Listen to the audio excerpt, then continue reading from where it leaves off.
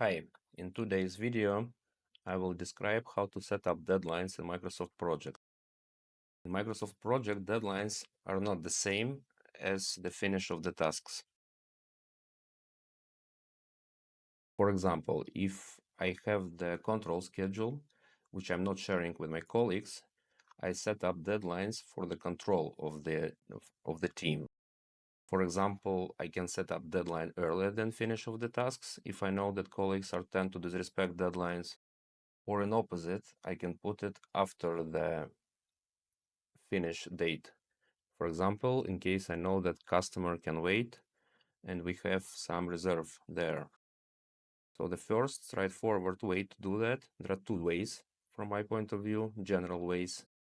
You double click on the tasks, you go to the advanced tab and you pick the date you need for these tasks. Let's say it will be earlier than finish, it will be 17th of May. We click OK. We see red dot, this is deadline. Usually I use different approach.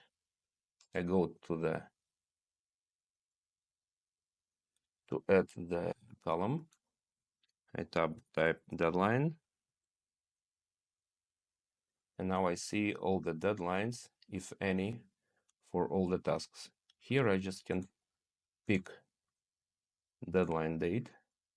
You see red dot here. You also can adjust color and icon type.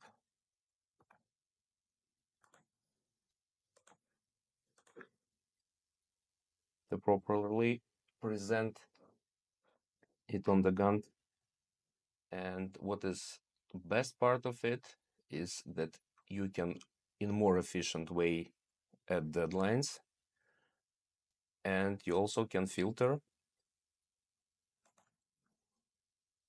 For example, you want to see all the deadlines which ends by 17th of May. And we don't see any other information than tasks with the deadlines. That's it for today. Thanks for your attention.